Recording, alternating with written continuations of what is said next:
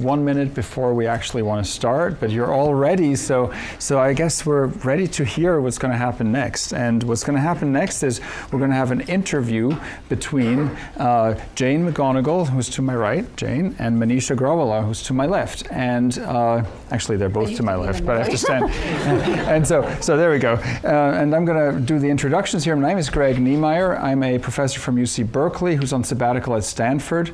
It's really beautiful over here, and it's great to travel over, and I learned so much being here thanks to my host Manish Agrawala and his Brown Institute for Media Innovation. The Brown Institute is also the sponsor for this event, and did you know that the Brown Institute was funded by Helen Gurley Brown, who is the founder of Cosmopolitan magazine, and she funded the Brown Institute for Media Innovation for her husband, for the memory of her husband David Brown, who was the creator of Jaws. And one of her concepts was to make the cover of the magazine very exciting by putting very specific numbers of tips that you can get. Like, what was an example? 57 ways. 43 ways to catch any man's eye.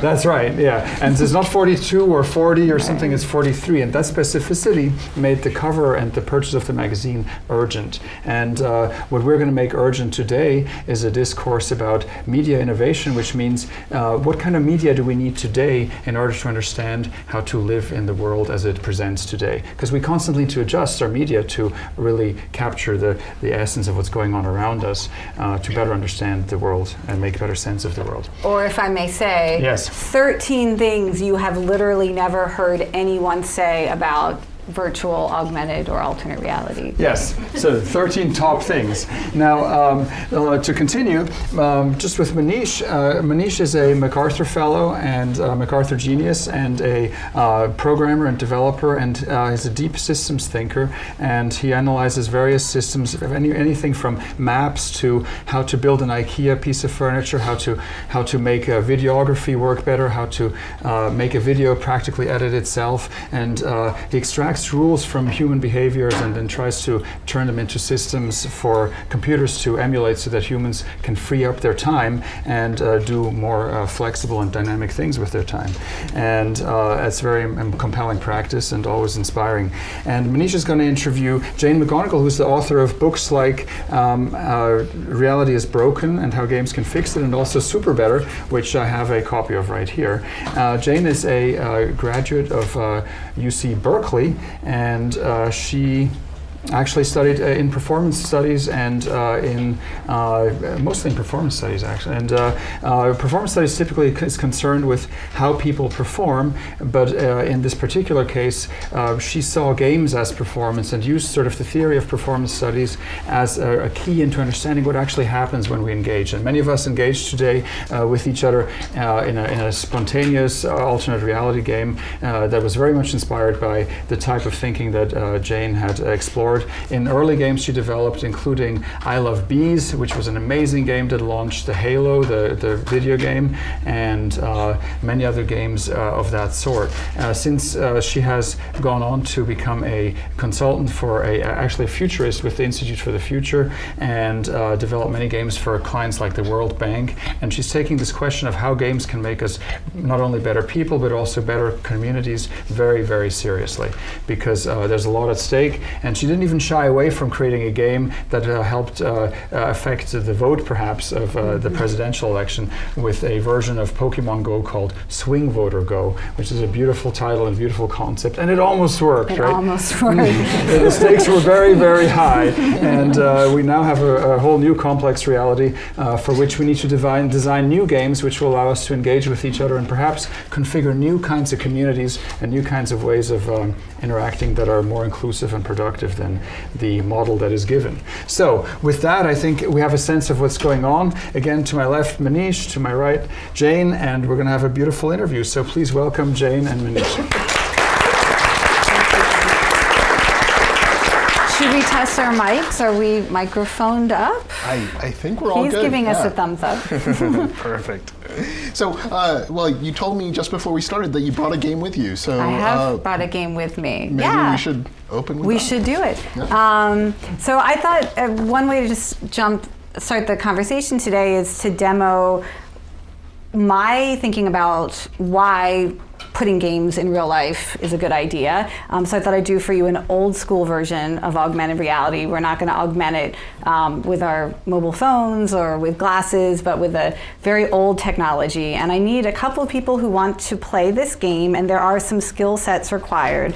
So before you raise your hand to volunteer, in order to play this game, it requires curiosity, determination, and an ability to not lose things over long periods of time. This game you may be playing this game for a few years.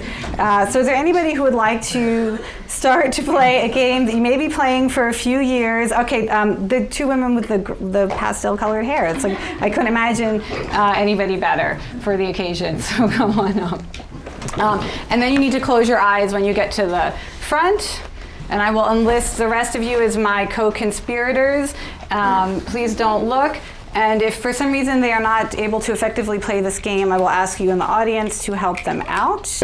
Okay, do not look. The audience will observe what is in my hands. Okay. Greg, could you, I will direct our players' attention to the screen behind you. Good luck. Yes. Okay. And can you advance one slide? Okay. And advance another slide, please. Okay. Would you read out loud what you see on the screen? Old school augmented reality demo, room 101, Packard Building, Stanford University. Mm-hmm. You are standing at the front of a seminar room. A rather old-looking key is on the floor. Oh, I think, can we project up a little bit? Or the sizing. Okay. Oh, yes. So what? Oh, wait. No. This is old school. There's actually a cursor down here, although you can't seem to see it. Yes. What would you do? So I think this is like a kind of like an old school interactive text adventure. What should you do? Pick up the key. Is that what you, so you would like type that? Can you hit advance and see? Inspect. Oh, it's Don't trying pick to it up resize. yet. That's true.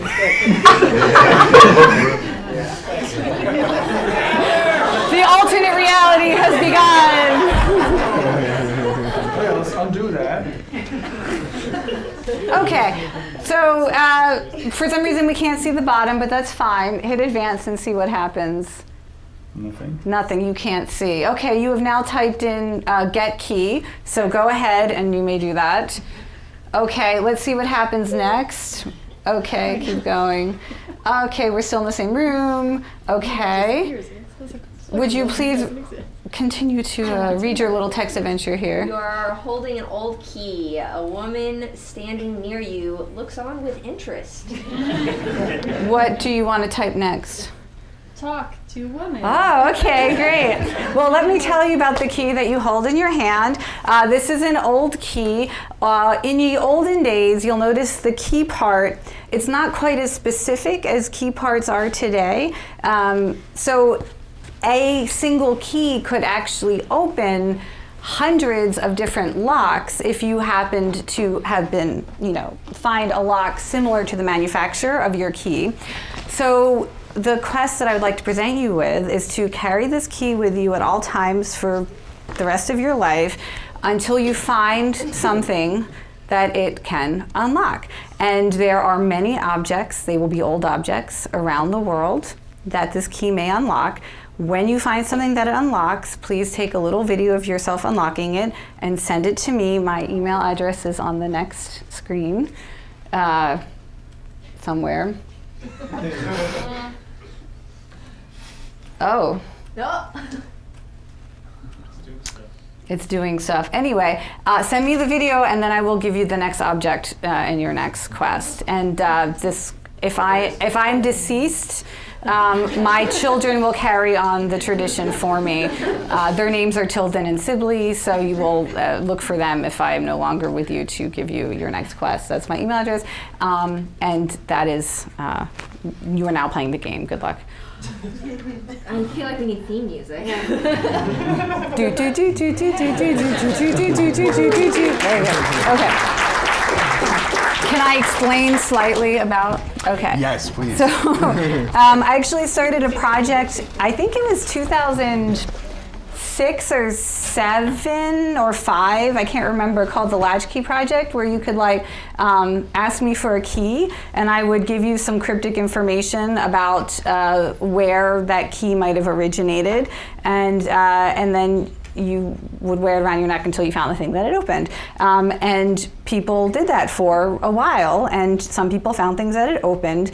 And for me, it's like a metaphor for augmented reality, because in my mind, when you say you're going to augment reality, that usually means to make it better in some way. And so what kind of layers do we want to put on top of reality? And I think one of the things augmented reality can make better is the sense that something good could happen at any moment. Something good could happen through your own action or attention, that some attention you pay or action you take or choice you make may bring about some kind of positive outcome that you care about, which is the basic mechanic of all games, that you make choices and take actions that lead to some consequence that you may be happy about, or if not, then you try again. And so these keys in a way become like your own augmented layer reality, that everything you see with a lock from now on, you're going to be like, well, I might be able to open that, or lock it. In some cases, the first thing that was found, it was already unlocked and she had to lock it. So, you know, you never know where games will actually go. But so the key becomes like a layer that allows you literally everywhere you go to see a different kind of affordance, a different opportunity. Yeah. So would you say that all games then are augmented reality games? No. Well, no. I mean, the idea of the affordance of a key obviously is that there are many things with locks, and anywhere you go you might encounter something. So it's about creating that opportunity space in everyday spaces. I mean, Pokemon Go, you know, as an augmented reality game, that was about creating this sense of abundant opportunity. Literally any street you walk down, any corner you stand on, you could encounter something that you want, whether it's a resource from spinning a stop, or you could encounter other players, and now it's suddenly abundant allies, or abundant co-conspirators, or abundant Pokemon. And so that's the sort of thing that I think is really interesting to play with, is that you can have the abundance of opportunity for progress, success, curiosity, random encounters that you have in virtual worlds, that you can bring that to real spaces. And obviously if the games are focused only on what's within the bounds of a virtual space or a board, then I would say that it is augmented nothing. Well, or the board. Or the board. Yeah. It has augmented your table. Right. Yeah. So, you know, I recently, we now have a toddler at home, and I recently learned that you have a toddler as well. I have 2 toddlers. Two Twins, toddlers. yes. Wow. Yeah. So, How old is your toddler? he is almost 2.5. Oh yeah, the mine are 2.5. Yeah. Oh, Okay, wow. Very nice. Nice. So, so you know, I was thinking, well, how has having kids changed your view on play, and you know, what kinds of games do you play with them? Very bad games. I mean, is your kid a genius? Because mine are like developmentally not at a point where they totally like understand games. I'm trying to think of any actual games we play. I mean, I feel like we don't. We just play, right? Like, I'll tell you one game. We play one game, sort of. We've invented this game, which is anytime we see like an orange reflective light, like, you know, like on street corners to stop you from hitting a tree. We ask our kids to touch it, and then my husband and I try to cover our mouths, and we go boop, and like try to make our girls think that they are creating a sound. So if they see it on a bike or something, they go up to it and they're like, oh, we know what orange reflective things do. They go boop. And so, and recently at home, they decided to like touch their forks together like lightsabers or something. And so we decided, well, that should boop too. So we're like at the dinner table, we're like, boop, and they're like, oh, forks do it too. And so the idea that you sort of, in all games, you're learning kind of cause and effect, and you're looking for what are the things I can do to exert influence on this world. And I think with toddlers who I mean, their brains are just trying to figure out, what can I do? What actions can I take, and what will the consequences of that be? And in a way, when we all start playing a new game, we are toddlers, right? You like wake up in this game, you don't know what anything does, you start smashing buttons, and like we all act like 2-year-olds until we figure out what we can do in this game and how the world reacts. So I guess in that way, my husband and I are trying to create control that doesn't actually exist yet, and like maybe that's mean. I don't know if this will later. They'll be very angry to find out like that this doesn't work when we're not around, or maybe they will. Do you think? I don't know. You need to have a talk with them basically now and explain that this is like Santa Claus, like Well, they'll have their own augmented reality. Yes. Right? So maybe tell us a little bit more about your background. So you're a game expert, but the academic discipline of game studies and game design is still kind of emerging. So you studied performance and psychology. Does that add up to games? How is that related to games? Yeah, I mean, it's kind of a funny story. I started my PhD program at Berkeley under the auspices of studying how physicists collaborate, and when do they sort of broaden who they collaborate with? Artists, the public, journalists, who kind of gets to influence science outside of the normal circle of scientists. That's what I was supposed to be studying for my PhD, and I showed up at graduate school to start my program September 2001, and I had just moved here from New York City where I was living, and 9/11 happened, and all these gamers from a community of games that I'd been playing earlier that year came online on that day, and we're looking for ways to help and investigate, and started writing all these posts about, we have these skills and we should use them, and we're a collective intelligence, we're a distributed network, just like Al-Qaeda is, and maybe we could understand their psychology or their operations. We want to help, we want to do something that matters. And then they got into a big debate about, wait, that sounds like psychotic because games are fake and this is real, and who are we to say that our skills in games would translate to real life? And I was so fascinated by this and moved by it, and compelled to understand that these people who were not experts in terrorism or experts in disaster response wanted to help and collaborate. And so I had to ask my committee over the course of that year, can I study games instead of physicists? And there was nobody at UC Berkeley on the faculty studying games. So they said, go find somebody who either knows something about games or would like to learn. And I found Greg, who was like, great, let's make a list of things that people have written about games and read it together and work together. And basically wound up using a lot of theories of collaboration and community there was a literature in performance studies. How do communities emerge? How do people work together? What are the rituals that we do? How do they blur the lines between what's real and what's fictional or imagined or socially constructed, and tried to bring that to games. It was a weird thing, but I was, it was a great opportunity because to see there was a bunch of people who wanted something to exist that didn't exist yet, which were games that would help you affect reality. And that, as a researcher to help invent that field, like, well, let's try to invent some games that do that and see if they are psychotic or if this is actually a good theory of how you could affect change in the world. And I think it turned out more on the latter. Yeah. So, what about the performance side of this? So how did you get involved in that, and how did you bring that to the game studies aspect? Yeah, I mean, so the name of this conference event today is If You Weren't, which comes from the first line of this great new book. If you weren't reading this book, it would still exist, but if you weren't playing a game, the game doesn't exist until players breathe life into it. That a game is a set of rules, but in the play of those rules is what actually exists.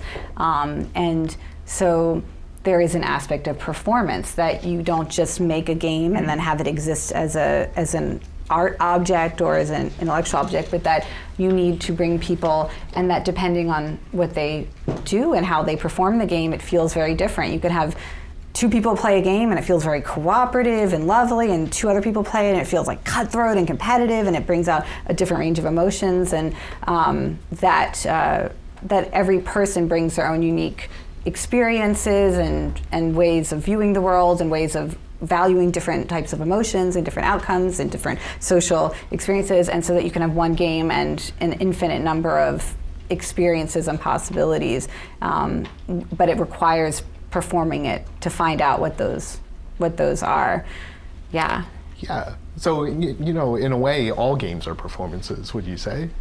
Yes, in that you are given, the script you are given is the rules. Right. Or it's the code that constrains what you can do and opens up possibilities for what you can do. And then in a way you are the actor interpreting that script, and every player brings a different type of performance. Yeah. Yeah. Yeah. So you've spent a lot of time as an independent game developer, and you've developed, you know, dozens of games, I would say. It's probably close, maybe a dozen. Okay. Yeah. Yeah. Probably. And so, you know, I'm sure many of us have heard of some of the examples: I Love Bees, World Without Oil, Swing Voter Go, as we talked about at the beginning. But for those of us who may not be familiar with the games, maybe could you describe 1 or 2 of the games that you've made? Yeah, well, I'll talk about Swing Voter Go because probably less of you have played it than, based on, you know, how many people played that game versus other games that may be of interest to you. Did anybody play Swing Voter Go? Just out of curiosity. This is great, so I can tell you something new that you don't know about. Usually when I make a game, I have a problem I'm trying to solve, and it's a problem that I think a game could help solve. And the problem with Swing Voter Go is that the game design of our electoral systems and democracy in the United States, it's kind of a rigged game because of how electoral votes are distributed and the number of people each electoral vote represents. And basically, if you live in California, your vote doesn't matter. And if you live in certain other places, your vote really matters. And I was trying to solve the problem of how does somebody like me, who feels very passionately about an election, a presidential election, how do I feel like I'm in the game? Because I don't feel like I'm in the game. I feel like my friends who live in Wisconsin are in the game, and I want to be in it, but I'm not registered to vote there. So we created a game that it had a map that was designed like Pokemon Go. We actually had a backup name. We thought we might get a cease and desist letter from Niantic because our logo looked just like Pokemon Go, but a Swing Voter Go, and our map looked just like their map. And you would click on a state, and you'd spin we called it a swing stop, but it was a Poke Stop. And instead of getting, you know, Pokeballs and other fun stuff, you got a list of all of your friends who live in swing states, in that swing state. We had swing stops in each swing state, and through Facebook, I don't know if you guys have ever tried to find all your friends who live in a state on Facebook. You can't do it. It's an API that's only available to developers, but you can't like go anywhere on Facebook and look up who are my friends who live in North Carolina. So anyway, we created this game app where you could find out who you know who lives in each swing state, and then you could systematically basically reach out to every swing voter that you know. And we were trying to create a sense of abundance, because the games are great for their sense of abundance, that you have infinite opportunities to succeed and experiment. And even though I only have one vote, it turned out I had like 400 friends who vote in swing states. So I actually have 400 chances to try to affect this election, and these are people I know. And we were trying to invent a new model of kind of participating in voting outreach, because if you sign up with an organization like Move On, who I was working with, they would have you call strangers, random people in swing states, and you don't know them, and will you really be able to influence them? We thought you might be more able to influence people you actually have a Facebook connection with. They might be more likely to listen to you. You might feel more comfortable talking to them. Anyway, we were able to engage over 10,000 first-time political I don't know what is the official word for people who get involved in election and like work their heart out. that these sort of campaign volunteers. Yeah. So we were able to have more than 10,000 people who'd never done that before, decided that on this platform that was something that they felt comfortable doing for the first time. Although we didn't win the game that we were playing per se, hopefully those are people who now feel like they've had a positive experience, at least of saying, this is a sphere that I can engage in. And I think in the next national election cycle, we'll see more apps like this trying to facilitate conversations across, so we're not just talking to ourselves and people who already believe what we believe. And the part of that game was designed to give you a chance to talk to people who might feel differently than you and might be in a position to do something that you wouldn't be. So the game maybe wasn't successful in getting the person you wanted elected, right. But were there other, before we started, it was you kind of mentioned that the game didn't work so well, and right. Well, in the sense that the people who made it, we were hoping to prevent Donald Trump from being elected president. But technically, the platform was playable from either direction. I mean, although all of our language and our little Pokemon characters were, Trump inspired,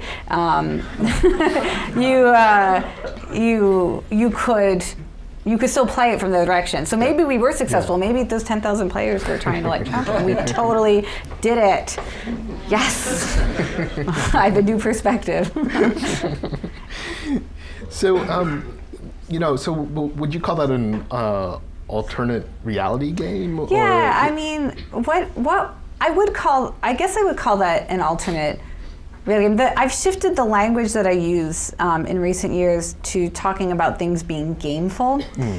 So I would say that was a gameful political intervention, and I use the term gameful to mean things that are designed to inspire behaviors and emotions and neurological reactions that are similar to the ways that we feel or behave, or the way that our brains are activated and stimulated by really well-designed games. So I say things are gameful, and I find that is less confusing than calling something a game, because people can get very upset about the idea of turning things into games, because we tend to have, as we should, kind of moral and ethical boundaries. I designed a game for cemeteries once that there was a little bit of pushback on, because there were some people who felt that the idea of having play in a space that can be sacred was inappropriate. Having a performance studies background, of course, you see that play and sacred things are often intertwined. But so when you call something a game, some people may say, this is too serious to have a game. You can't game, you don't want to game the election, even though the election, of course, is actually a game. But so I try not to call things games anymore, and I just say, well, this is a gameful way to engage with your health, or with learning, or with politics. Just because I felt some people, I didn't want to have an argument about whether it was ethical to game something, because that's not, I don't think that's as productive as saying, would it be helpful in this situation if someone felt the optimism that they could take an action that would have an effect on the world around them? Would that be a useful feeling to have? And then people are kind of more open, like, yeah, I think it would be useful to have people feel self-efficacy in the healthcare arena, where people often feel powerless and nothing they do is actually going to affect their health positively. They're so kind of beat down by trying to change, or by diagnoses that they've been given. So I would not call it an alternate reality game, because I don't call anything games anymore. Right. I just have stopped. Well, along those lines, do you think of, when you think of everyday interactions, do you start thinking of them as gameful, or aspects of them being gameful? Is that a...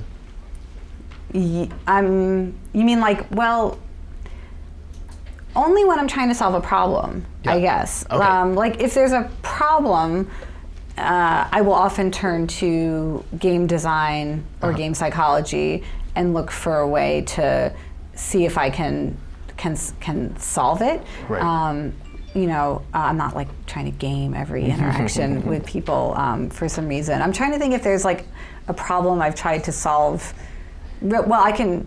Oh well, but this will like, I don't know if this will like veer into random personal stories, but like the most recent time this happened was a colleague of mine also has twin toddlers who are going to be in surgery next week, and she's terrified about it, and she can't stop picturing them dying and the news stories that'll be about like this tragic thing, 2 young people dying at Stanford Hospital, and like she can't stop thinking about it, and it's a week before the surgery, and they're going under general anesthesia, that's what she's scared about, but it's not like super serious. They're getting like tonsils out and stuff, and her kids, it turned out, are actually excited about it because they're going to get to eat ice cream for a week after for every meal. Yeah. And I was like, in my natural sort of game way, I was thinking, look, if she had a goal to focus on that felt like it could tap into her optimism and curiosity and creativity that she could focus on instead of these ruminating negative thoughts, that would help her survive this period of anxiety and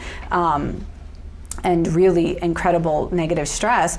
So I was just like, great, your mission for the next week is to create the ultimate ice cream experience they will remember for the rest of their lives. I want you to go to every place that sells ice cream within like a 10-mile radius, ice cream parlors, supermarkets, write down every single flavor that is in the store, and you're going to have your kids rank them from 1 to 100 or whatever it is of which one is the best to which one is the worst, and then you are going to, and then ask them if there are any ice cream flavors that don't exist that they would like to try, and we're going to get the ice cream balls where you can make your own ice cream with your own flavor, and they're like $15 at Target. Everybody should do this, by the way, and like to me, that's turning things again with using the game psychology of what can she do between now and then that will have a positive impact on the world using her skills and abilities that she has, and so that's, and to me that is thinking like a game designer. You're trying to give somebody control in a situation where they don't have control, and it's not meaningless control.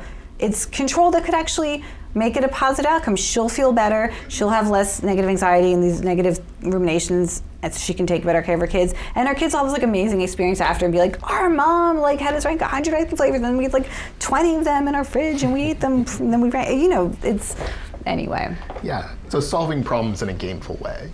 Yeah, just give people that psychology, particularly in times, if you go back, so it started with 9/11, that was a day when we felt powerless, we felt overwhelmed, nothing would ever be the same, and there was a group of gamers that wanted to not feel that way. They wanted to feel like there was something they could do and that it could have a positive impact. There could be meaning in their actions in a time where things felt devoid of meaning, and that I honor that impulse. I think that is like the core gamer psychology, the desire to take actions that have meaning in a particular space or world, and have that agency and that self-determination. And but it's very hard to have that in different, whether it's in a school where we're not choosing what we're learning, or it's in a healthcare system where we're feel powerless.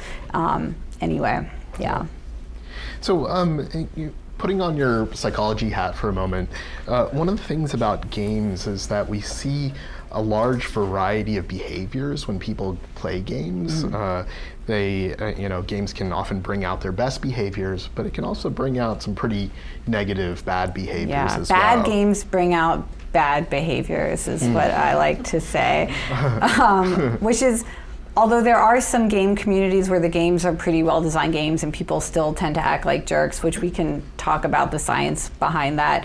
But like, it's good to start with like the kind of games we start playing as kids, like Monopoly, or Sorry or Parcheesi.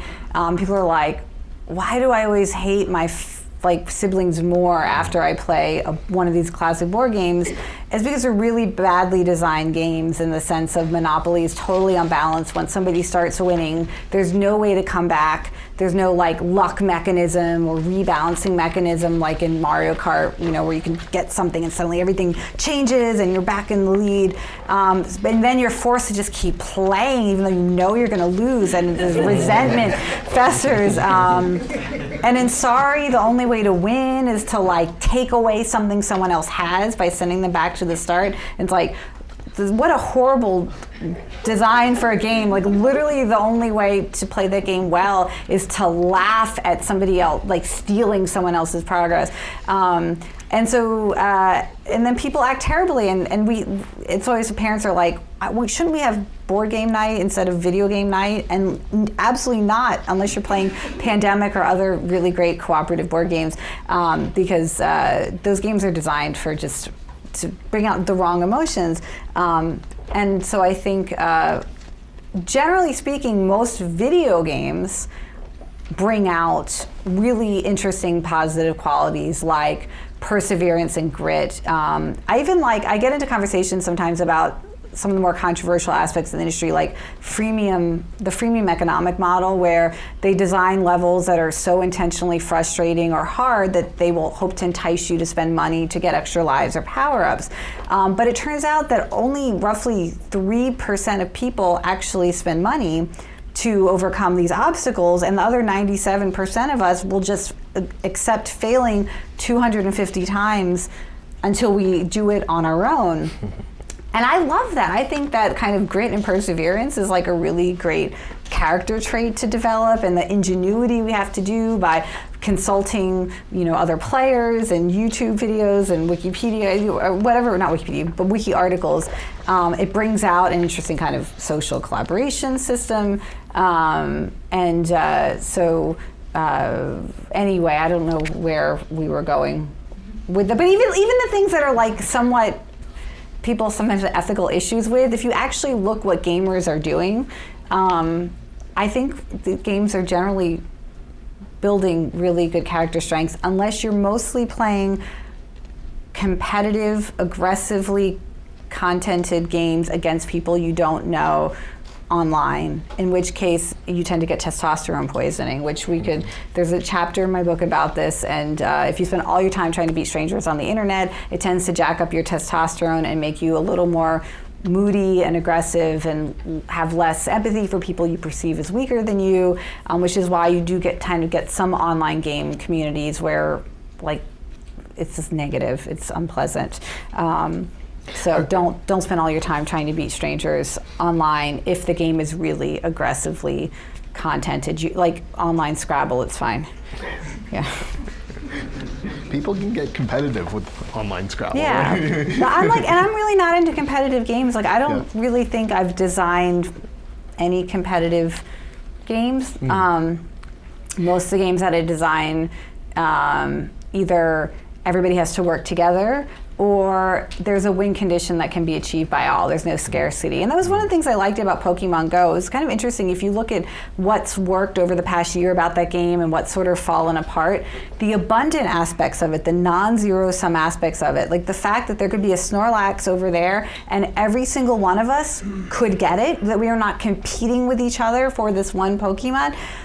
That non-zero sumness of the game, and then so suddenly instead of me being like, oh, I gotta go get that Snorlax and beat you all to it, I'm like, hey, you guys, there's a Snorlax, and suddenly allies are coming, and everyone around me can share in this exciting moment, and we have these positive emotions that we have at the same time. Versus the gyms, which is the only scarce element of that game, control of a gym, has totally broken the game, and everybody's cheating and they're spoofing their location to take over gyms on other sides of the world, and it's totally broken and everyone hates it, except less than 10% of players of Pokemon Go engage in the competitive gym play at all, because most people turn out they didn't even care about that. They just wanted to play with their friends and family and collect things and power them up and find stuff and have them walk and get exercise. And it turned out that 90% of players didn't want competition, didn't want to be in a situation of scarcity against other players. And none of that stuff really got broken. People who enjoy that still enjoy that, although there needs to be more game mechanics developed to support it over time. So I always say, I avoid creating situations of scarcity, whether it's positive outcomes, only so many people can experience success. Because in my mind, if you believe that's the best kind of game, if you believe the best is brought out of you when you're trying to take the only positive outcome for yourself, I think that you have a flawed understanding of psychology. We do have an American perception that competition brings out the best in us, but is that really the best of us when we're trying to prevent other people from having something positive happen? And so I think as we evolve, what the evolution in board games to more cooperative board games has been an amazing thing to witness, because it's like you can see the psychology of people who participate in that community shifting to realize that, no, what brings out the best in us are situations where a positive outcome for me can also be one for you. Right. So positive outcomes that everyone can experience together. Right. Or or just that you succeeding doesn't stop me from succeeding, which is a better worldview to construct any kind of system under. Yeah. We have a false sense of scarcity, I think, in a lot of the systems that we design in society, and it doesn't have to be. We don't have to act as if positive outcomes are scarce. So talk about World Without Oil, because that is a game about potential scarcity, right? Yeah. Are any of the original 2,000 players of that game in the room? Sometimes I run into people who were our first. We've had over 1 million people play it, but the first 2,000 had the most immersive experience of it. It was a 6-week game where you told us where you lived, and we gave you daily updates on a fictional oil crisis and things that were happening in your region. And you would collaborate with other players in your region to tell stories about how you were responding. And then we would rank different regions based on their resilience and whether they were thriving or kind of devolving into chaos. And what was interesting with that game was everybody devolved into chaos at the beginning of the game. There's this instinct to tell these horrible stories of violence breaking out and terrible things happening, and everything went apocalyptic. And then people kind of got bored with that, and they were like, okay, wait, if this were really happening, how would we survive, or how would we try to thrive? And then everything kind of got creative and weird, and people were exploring, we would tell you things like only 1 in 10 people can fill their cars with gas now based on the oil crisis. So how does that affect school buses? How are kids getting taught if kids can't get bused to school? What happens to churches on Sundays if only 1 in 10 parishioners can show up on the physical site of the church? Because that's the only people who can afford gas or happen to get gas. And people just started then reimagining systems. What is church in a world without oil? What is school in a world without oil? What is NASCAR in a world without oil? And whatever you cared about or loved, you started to try to reimagine that. And so instead of it being just about imagining the worst that could happen, it was just imagining about how things can be different. And even if a peak oil scenario never happens, which I think now we can look at the world and be like, probably peak oil will not happen because oil demand is actually going down as we're having other alternative fuel sources rising.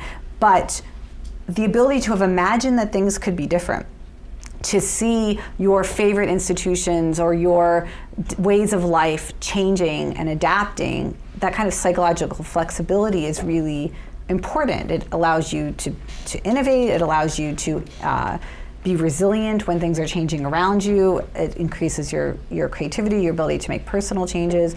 And a lot of people who played that game made big personal changes in their life that were not necessarily about peak oil. This is something I haven't written about in the book because it's just sort of weird stuff that players have written to me about over the years. But people who quit their jobs and went back to school, people who sold their houses and decided to move closer to their family. There was this flurry of big personal change in the months after the game. And to me, since that was 10 years ago that we ran that game for the first time, I really started to see that as a pattern, that when you play these games where you are reinventing the world, you're imagining things being really different, it seems to open up possibilities for you in ways that allow you to just decide to live differently, which I think is cool. Yeah, and while it was about scarcity, it really had the players work together to come up with solutions. Yes. Which is, I think, one of the keys Highly to all of collaborative, these yes. good outcomes. Yeah. Yeah. So I'm going to open this up to questions from the audience in 1 second. I have one last question for you, which is you are the director of games research and development for the Institute for the Future, and you've created forecasting games for the World Bank, the Rockefeller Foundation, and so on. How do you think games can help us think like a futurist? Yeah, so, well, I'll do the thing that people always do when they are trying to convince you that their idea is important, which is I will quote Albert Einstein, who famously, but also mysteriously, apparently once or often said, games are the most elevated form of investigation. And it's like a little bit of a mystery that I've been obsessed with, because it seems like it was something he said in his, like, amongst his peers, but like he never wrote an essay about it explaining like, what does that mean? He'd just be like, because he was addicted to chess. He was like obsessive chess player, and be like, why do you play chess? Oh, games are the most elevated form of investigation, but he never explained it anywhere. So I've often tried to figure out what he meant by it. And I think his view of games is how I look at the future. So if you think about a game like chess, so the first time that game was played, somebody designed it, was like, hey, do you want to play this game? Here's how it works. You and I knew very little about this possibility space, right? We sat down and we had, let's try these things. Let's see what I make this move, you make this move. We find out what is possible to happen in chess. But our collective knowledge about this possibility space is very limited. Then we have like 1,000 other people play it, and then suddenly they have different ideas about what could happen in the system. They have different strategies, and then you have hundreds of thousands and millions of people play it. And every time two people play it, and they sit down across from the same problem, which is a resource management problem. It's like a 3D spatial problem. It's a psychological problem, figuring out how can I outthink you or know what you're thinking. The more people who play it and the more times you play it, you develop incredible intelligence about this problem. And it's been said that there are more possible games of chess than there are atoms in the universe. And that is mathematically true. It's not a metaphor, that once you start playing, there are more possible outcomes than there are literally atoms in the universe. And over centuries, we play this game, we map out more of those possibilities, and to the point that we know so much about the game of chess now that one of the benchmarks for artificial intelligence is, can it beat us at chess? Like, that's how we know we've created artificial intelligence, is that what it's taken humanity hundreds of years of collective gameplay to come up with. If a machine can do that, then it must be truly intelligent. So when we think about the future, it would be nice to have that kind of mass collective imagination and investigation to say, here's a possibility space, like self-driving cars. That's a topic I'm interested in, a lot of people are interested in. What will happen when we have lots of self-driving cars? What do you think will happen? What do you think will happen? Would you get in one? Would you not get in one? When would you get in one? If one hits you, what are you going to do? If you're driving one and it hits someone, what are you going to do? And just ask as many people as possible. You will find out, you will discover possibilities about the future that you could not have thought of, or an expert could not have thought of, General Motors could not have thought of. And suddenly we will see from a million points of view what could happen in the future. Like every answer that someone gives about what they might do, it's like making a move. And there are all these ways that the future could turn out, just the way chess could turn out. And so what I do with the Institute for the Future is just try to ask as many people as possible what they would do in a given future. Not to predict it, because predicting the future just means gloating and saying you were right. But if you think that the most probable future is like a bad future, then you don't want to predict the future. You want to change it, right? So we don't play this game to predict the future. We just play it to try to see possibilities, so that we think, okay, if that outcome we want to avoid, what are all the moves that people would be making to get us to that version of the future and not do them? And what are the moves that would take us to this future that sounds pretty good? And so if you can see all the possibilities 10 years out, it gives you enough time to start making those moves today and try to get other people to make moves that you think will lead to the future you want and not. But it's like, until you really get the collective imagination it can be hard to see the ripple effects of the decisions that you make today. Great.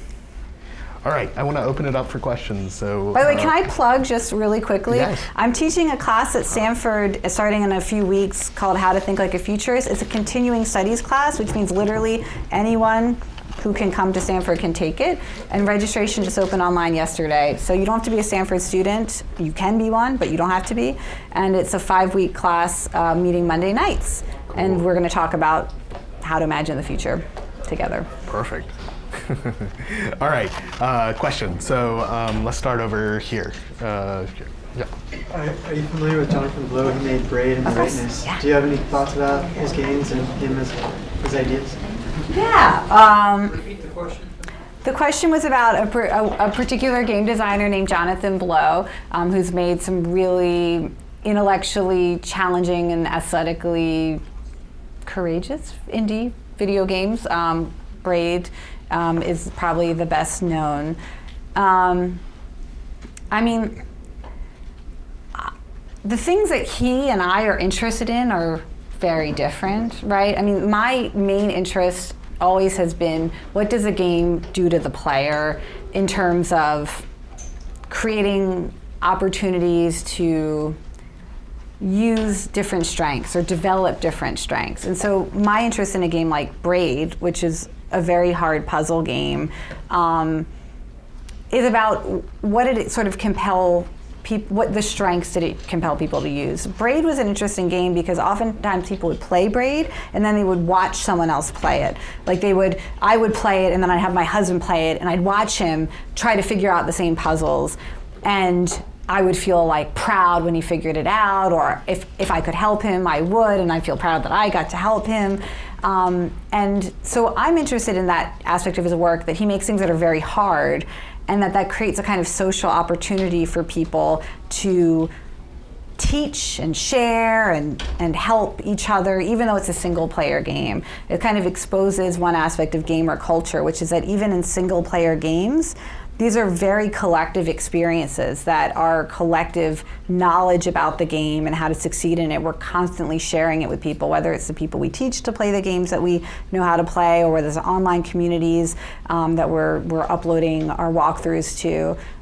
So I like the fact that he makes really challenging games to kind of unlock that teaching culture that I think is one of the most positive aspects of games. But I don't think he would ever say that that's what he's trying to do. But that's the nice thing about games and art, is that you do things that other people appreciate that you didn't even mean to do, and we can all appreciate that. Is there something you particularly like about his work? There's nothing about his work I don't like. Oh, well, that's great. So if you Nor haven't yours. played, Nor yours. yeah. If you haven't played Braid or Witness, 2 strong encouragements to try it. Yeah. Let's see. Let's go to the back. So I have a question. Do you? This has to do with the role of consent in playing a game. Do you think like fake news are a badly designed game that is altering the reality of nowadays? And should we actually use fake news to actually counteract that with good news that actually will make us believe a different reality of the world? Yeah, that's a great, I mean, that's certainly the intent of Upworthy, the media organization that was basically looking at, they weren't looking at fake news, but they were looking at clickbait headlines that seemed to be playing on emotions like fear and anxiety. And they said, can we create really addictive news that shares positive stories, right? I mean, there's a good example of an organization trying to game the news ecosystem for positive effect. What's interesting about fake news is it's very much like video games and virtual worlds right now, in the sense that it is highly data driven. What we're seeing about game ecosystems now increasingly is that a lot of data is being collected about player behavior, and that's being used to change the design of the game, right? So King will study what people do on a certain level of Candy Crush Saga, and they'll test different colors of buttons to see which buttons get pressed more, and they're always collecting data and they're constantly changing the game to get more of the behavior that they want. And that's exactly what's happening with fake news. So if you ever click on let's say there's a headline, we'll do something non-political, but like Beyonce did something really scandalous, and you click on that,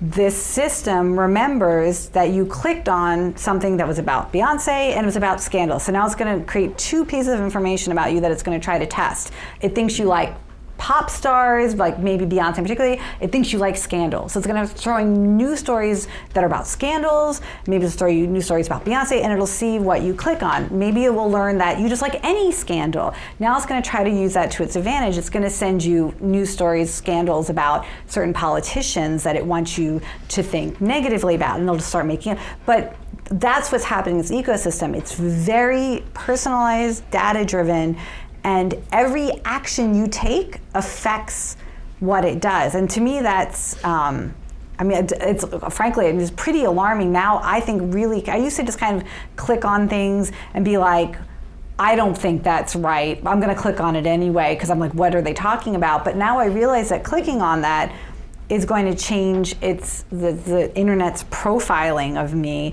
And if there was a reason I clicked on that and not something else, I'm going to be more susceptible to the manipulation of things like fake news in the future. So we have to be really, one thing you could do is just click on things randomly to prevent it from, like if we were trying to game back the system, you should just click on random things all the time so that it cannot accidentally know something about you that it can later use to manipulate you. But it's very similar to what we see great game companies doing to change your behavior. Is exactly what we're seeing in that system too. So click on things randomly, also a good practical takeaway. Yes. Let's see, over here.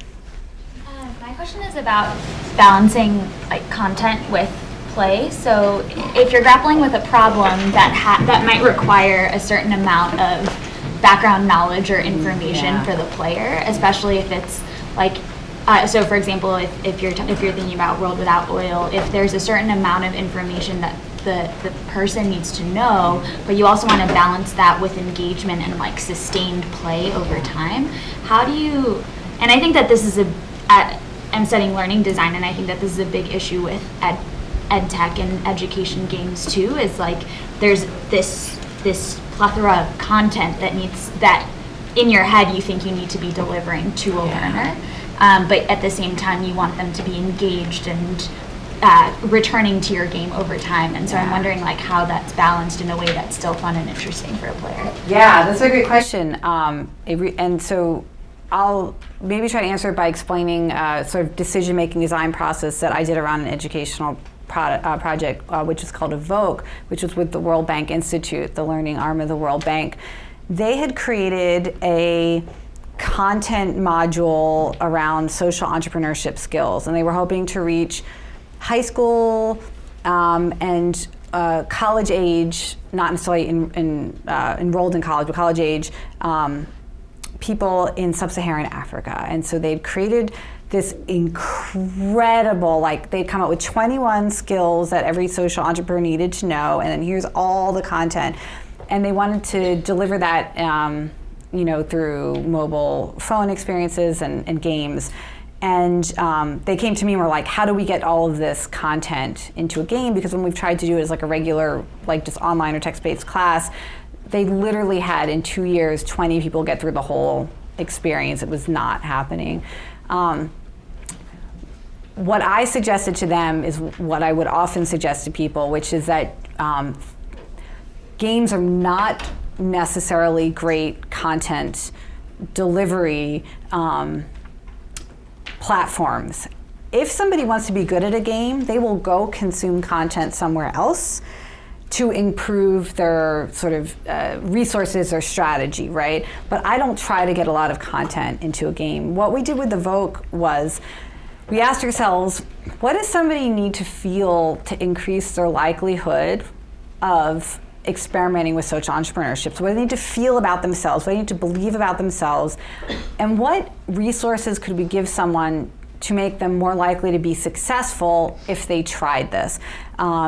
Games can actually be really good at changing somebody's sense of what is possible for them, to change a belief about themselves, and also a way to introduce them to a social network, right? And one of our feelings was, if we could connect them to other people, and they could sort of share their strengths. Here's what I'm good at, here are my skills, here's what I want to do, and they could find other people with different skills and strengths or resources, they could get mentorship, that would make them more likely to succeed. So we basically threw out 95% of the content. We decided to write a graphic novel that was set 10 years in the future, because in the future everything can be different, right? And we told a story in which the rest of the world was going to hell, like cholera outbreaks in the London River Thames, and there's food shortages in Tokyo, and that the people who had been working on social enterprises in Africa were called out to basically save the rest of the world. Like, we wanted to flip the story, instead of the idea that Africa is this place that has these problems and everybody comes from the rest of the world to fix their problems. That, you know what, you guys are actually, because you're dealing with such big problems, you're eventually going to be the people that everyone else is going to be like, help fix us, because you had so many years of solving really tough problems. So we wrote a graphic novel about that, and we tested it, and students started to say things like, this is the first time I ever thought that Africa could be the source of the world's greatest solutions instead of just the world's biggest problems. And so literally, we just decided to try to change a belief that about what was possible. So we did that with the story, did not try to teach a lot of content through it. And then we just had mechanics where, the missions were things like, list 10 things that you're good at. And, if you could get any kind of help, what would it be? And then we put it on a social network, and the missions are basically designed just to facilitate people coming together and getting mentorship, and basically just do what can you do in these communities? You can change people's beliefs, you can connect, you can create connections, people meet, they do something together. Even, I'm just thinking, in the front row, there's somebody I played a game with today that I feel like I know her now, and I would totally, anytime I see you, I would feel like I would help you or ask you for help, and you can do that through a game, and make people more likely to ask someone for help or ask for help, and try to do those things. And content is not something I would be thinking about as a good thing to be trying to achieve. That was a long answer to it, but Let's see, let's go over here. When you're designing games, how do you approach the balance between intrinsic and extrinsic motivation? Do you see one as like, I absolutely refuse to use this in my toolbox, or it's okay to leverage it but only up to a certain point, or? Yeah. There's been a lot of evolution, I think, in terms of thinking about what counts as extrinsic motivation versus intrinsic motivation in games. So I think it's worth sort of defining. I think almost everything in games is actually intrinsic motivation, in the sense that intrinsic motivation is typically defined as something you do for its own sake, not because you're being paid, not because it's something expected of you, that you do this because it brings you some kind of joy or pleasure or sense of mastery, and you choose to do it. And games are basically things that we choose to do, right? Unless you are a professional gamer, these are activities you choose in your own time, and you play them the way that brings you the most satisfaction. So even when you see things in games that kind of look like extrinsic rewards, like an achievement badging system that says, hey, you should go back and try to get 3 stars in every level, or try to get explore every corner of the map, and we're going to give you a badge, and it kind of feels like extrinsic. But why would you do that? You would only do that if you are motivated by rising to when somebody says a challenge, you're the kind of person who says, I'm going to do it, and if there's a currency attached to it, you get certain points for doing different things. Well, what is a currency good for? Can you exchange it for anything, or is it just a sign that you've invested a lot of time and energy? And why do you care about people knowing? Like, I really think in the game world, almost everything is intrinsic, and we tend to only define it as extrinsic if it's not meaningful to us. But in reality, there are some aspects of games that are meaningful to some players and some aspects that aren't. And there are certain stats that will be meaningful to some players, and some players never look at the stats because that's not the kind of gameplay they value or the type of experience that they're looking to have. So that's just sort of a general take on that. When I design games, I do try to have outcomes that I think are meaningful in real life. For example, I was asked to do a game for the New York Public Library, and they wanted to bring people under 35 to the physical spaces of the library because they had no visitors, basically under 35, and they wanted to change that for lots of good reasons. And so I decided to design a game where if you finish playing the game, you will have written a book, and the book can be printed on demand and put on the shelves of the library, and you will be listed as a published author in the New York Public Library catalog. And for the first 500 players of the game, we lock them into the main branch overnight, the big, beautiful one where like Ghostbusters was filmed and stuff. And their book got put in the rare books collection, which they're the only living authors with the book in the rare books collection. And one of the perks at the New York Public Library is if you contributed, if you wrote or made something that's in a collection, you have free access. Anytime you can just wander in and be like, hi, I made this thing. And they're all their kinds of collections. But they're the only living people with a book in the rare books collection. So they're the only people on the planet. The first 500 people play this game. They can go into the rare books collection anytime they want to see whatever they want. And because their names are on those 500 players are all listed as co-authors of this book. Now that is sort of a real reward. They didn't know they were getting it. They thought there was just gonna be a normal shelf. I didn't know they were gonna get it actually. The president of the library decided that on the spot, moved to tears at 6 a.m. They've been writing the book all night. She's like, we pledge to defend this book for as long as New York City is standing. We're gonna put it in the rare books collection. No harm will ever come to this book. And that's real, and it's kind of extrinsic because now they have a power that nobody else on the planet has. But it's also, to me, intrinsic because, what does that power mean? It means you love knowledge and you want to come and see it and be around it, and it means that you love creativity and you want to have pride in having created something. So I don't know. I think literally, unless you're giving people iPhones to complete challenges, most of it is intrinsic. It's just to different people. It may not work as motivation if it doesn't speak to their authentic values or what they care about. Good philosophical question. Thank you for opening that up. So unfortunately, we are out of time. But if you can stick around, maybe we can have people come up and talk with you a little bit more. For sure. But I just want to say thank you for coming out and telling us all about games. Yeah, thank you. And thank you, Greg, for organizing this.